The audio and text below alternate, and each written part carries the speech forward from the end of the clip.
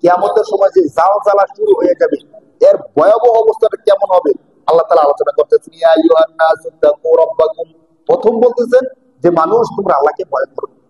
ইয়া আইয়ুহান নাস, এখানে কিন্তু আল্লাহ তাআলা ইয়া আইয়ুহাল্লাযীনা আমানু এই কথা বলে নাই। অনেক আয়াতের মধ্যে আল্লাহ বলছেন ইয়া আইয়ুহাল্লাযীনা আমানু ইত্তাকুল্লাহ, হে মুমিনরা কাকে ভয় করো? আল্লাহকে ভয় করো। কিন্তু কিছু কিছু জায়গা আছে, আপনাদেরকে আমি একটা বিষয় বলি, আপনারা নিজেরা বুঝবেন। কিছু কিছু জায়গা আছে, ওই জায়গাগুলোতে শুধু মুমিন না, তখন মুমিন, মুসলমান, হিন্দু, বৌদ্ধ সবাই এক হয়ে যায়। আপনারা নদীর মধ্যে ভ্রমণ করছেন কিনা কখনো? যখন জাহাজের মধ্যে থাকছেন বা নৌকার মধ্যে থাকছেন, আর বাতাস, প্রচন্ড বাতাস আসছে, শুরু হয়ে গেছে, মনে করেন পানি, বড় বড় ঢেউ আসতেছে, যে কোনো মুহূর্তে জাহাজটা ডুবে যেতে পারে, নৌকাটা ডুবে যায় যায় অবস্থা। তখন হিন্দু, বৌদ্ধ, মুসলমান নৌকার মধ্যে যারা থাকে সবাই কি বলতে থাকে? আল্লাহ বাঁচাও, আল্লাহ বাঁচাও। কি বলে বলেন? আল্লাহ বাঁচাও। এবং শুনছেন কিনা আপনারা? মানে তখন কিন্তু আর কে, মানে মুসলমান বলবে আল্লাহ বাঁচাও, হিন্দু বলবে ভগবান বাঁচাও, আর একজন বলবে এমুকে বাঁচাও, তেমুকে বাঁচাও, কোনো কিছু মুখে আসে না। একমাত্র মুখে কি আসে? আল্লাহ বাঁচাও, আল্লাহ বাঁচাও। আল্লাহ ঠিক, আল্লাহ বলতেছেন যখন কিয়ামতের জালজালা শুরু হয়ে যাবে, তখন মানুষের মধ্যে আর ধর্মের ভেদাভেদ থাকবে না। তখন সবাই একমাত্র বিশ্বাস করে ফেলে কাকে? এই জন্য আল্লাহ আল্লাহ বলতেছেন ইয়া আইয়ুহান নাস, হে মানুষ সকল, হে মানুষ সকল, ইত্তাকুল্লাহ, কাকে ভয় করো? আল্লাহকে ভয় করো। কেন আল্লাহকে ভয় করতে হবে? আল্লাহ আপনাকে মুমিনরা বিশ্বাস করে, তো মুমিনরা ভয় ভয় করবে। আমরা তো আপনাকে মাইনে বিশ্বাস করি না, আমরা কেন বিশ্বাস করবো? আল্লাহ বলতেছে শোনো, ইন্না জালজালাতাস সাআতি শাইউন আযীম, যখন কিয়ামতের ভয়াবহ জালজালা শুরু হয়ে যাবে, ভূমিকম্প, ভূমিধস, ঝড় ঝাপটা শুরু হয়ে যাবে, ওই শুরু হওয়াটা অনেক বেশি ভয়াবহ, ভয়ঙ্কর পরিস্থিতি হবে। ভয়াবহ অবস্থাটা কি হবে আল্লাহ তাআলা নিজে বলতেছেন, ইয়াউমা তারাউনাহা তাযহালু কুল্লু মুরদিয়াতিন আম্মা আরদাত ওয়া তাদাউ কুল্লু যাতি হামলিন হামলাহা ওয়া তারান নাসা সুকারা ওয়া মা হুম বিসুকারা। আল্লাহ বলে বান্দা কেন আমাকে ভয় করবা? শোনো, যখন এই ভয়াবহ পরিস্থিতি শুরু হয়ে যাবে, তখন তুমি দেখবা যে মা তার সন্তান ভূমিষ্ঠ হওয়ার পরে সন্তানের দিকে 24 ঘন্টা তাকায় থাকে, সন্তান ঘুমাইছে কিনা, খাইছে কিনা, একটু কান্না করার সাথে সাথে কোলে নিয়ে নেয়। মানে সন্তানের জন্য জান প্রাণ, নিজের জীবনটা পর্যন্ত মা সন্তানের জন্য বিলিয়ে দেয়।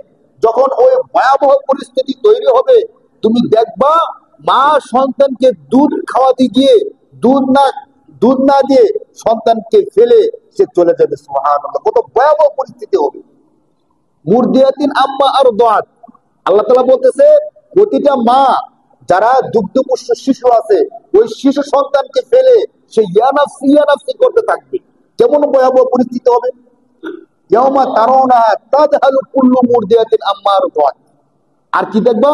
ওয়া তাদাউ কুল্লু যাতি হামলিন হামলাহা, যারা গর্ভবতী মহিলা আছে, আর 3 দিন 2 দিন 1 মাস 2 মাস বাকি আছে তাদের গর্ভর সময় আসার, ওই মাদেরকে দেখবা যে তাদের দৌড়ের কারণে, ভয়াবহ প্রচন্ডতার কারণে অটোমেটিকলি তারা গর্ভপাত করে ফেলেছে। কেমন ভয়াবহ পরিস্থিতি হলে এমনটা হতে পারে? কিন্তু আখেরাতে না, দুনিয়ায় এই পরিস্থিতি সৃষ্টি হবে।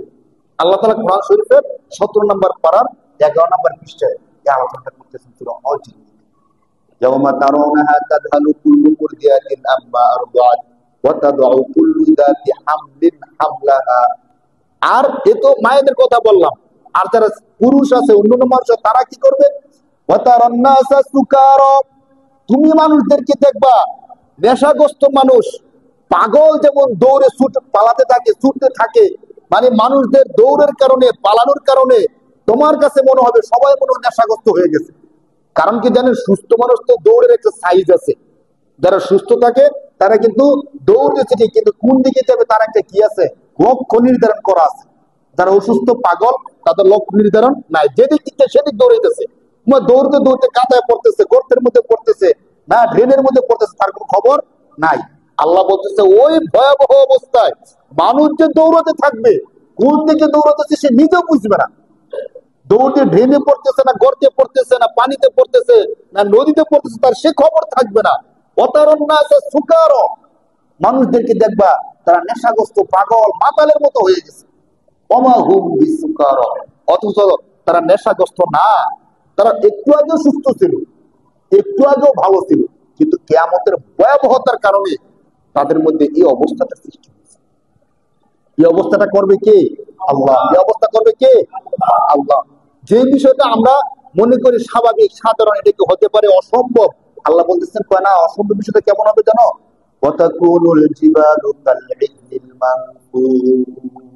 দেখো, মানুষ তো এভাবে দৌড়াদৌড়ি করবে, অচেতন হয়ে যাবে। শুধু মানুষ না, তখন বিশাল বিশাল পাহাড় যেগুলো আছে, এই পাহাড়গুলো তুলার মতো উঠতে থাকবে। এখন মনে হয় না যে অসম্ভব, তুলার মতো উড়ে কেমনি?